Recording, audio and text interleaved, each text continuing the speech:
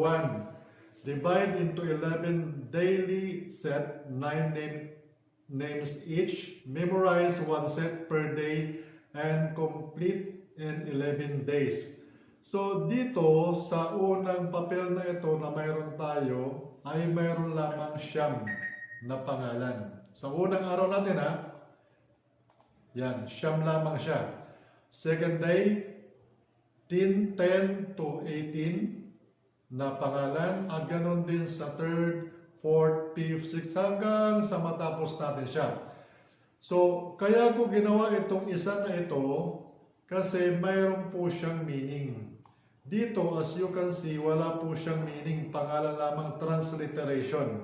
Pangalan lamang at transliteration nung Arabic to English alphabet.